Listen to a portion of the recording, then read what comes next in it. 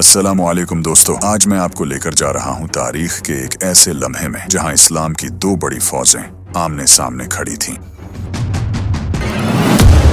एक तरफ है नबी करीम के चचेर भाई हजरत अली, दूसरी तरफ शाम के गवर्नर हजरत मुआविया। लेकिन जंग के दौरान जब 90 साल के बुजुर्ग सहाबी हजरत अम्मार बिन यासिर शहीद हुए तो पूरा मैदान जंग हिल गया। क्यों? क्योंकि नबी करीम ने पहले ही फरमा दिया था अम्मार को एक बागी गिरोह कत्ल करेगा। ये सुनते ही सहाबा में हलचल मच गई। आखिर नबी सल्लल्लाहु अलैहि वसल्लम की इस पेशीन गोई का क्या मतलब था? क्या इसका मतलब यह था कि हजरत मुआविया की फौज बागी थी या फिर कुछ और? ये वही सवाल है जिस पर आज भी मुसलमान इख्तिलाफ रखते हैं। तो आइए सच्चाई को जानने की कोशिश करते हैं।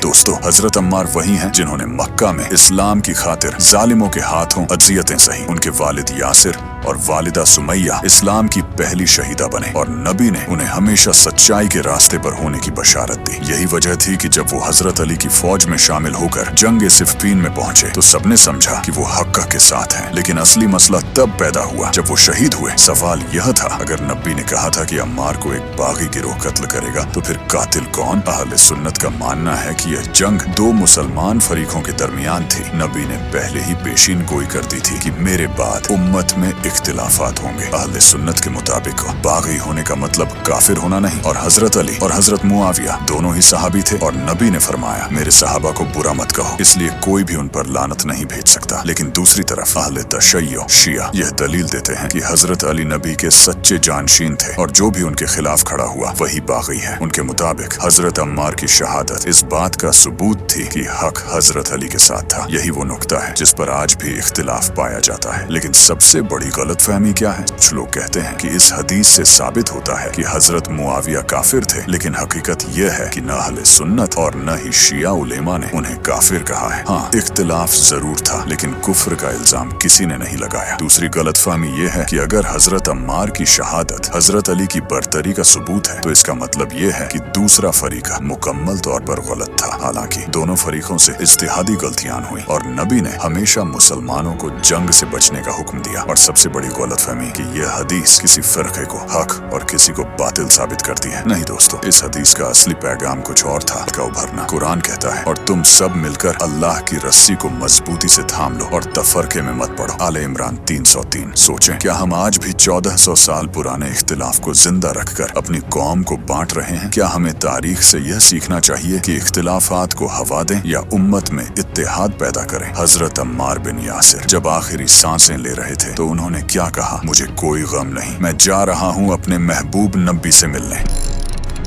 तो असल सबकत क्या है? इख्तिलाफ अपनी जगह, लेकिन हमारा असल मकसद दुनियावी जंगें नहीं, आखिरत की तैयारी होनी चाहिए। हमें सहाबा की इज्जत करनी चाहिए, नफरत नहीं फैलानी चाहिए। अगर आप भी इस बात से इत्तेफाक रखते हैं कि तारीख से सबक सीखना चाहिए तो कमेंट में इमोजी डालें ताकि सबको पता चले कि हम नफरत के नहीं मोहब्बत के कायल हैं। और अगर आप चाहते हैं कि मजीद ऐसे तारीखी हकायक आप तक पहुँचे तो चैनल सब्सक्राइब करें, वीडियो को लाइक करें और बेल आइकन दबाएं ताकि आपको ये एपिसोड मिस न करें। अल्लाह हमें सच्चाई और इत्तेहाद की राह पर चलने की तौफीक दे। आमीन।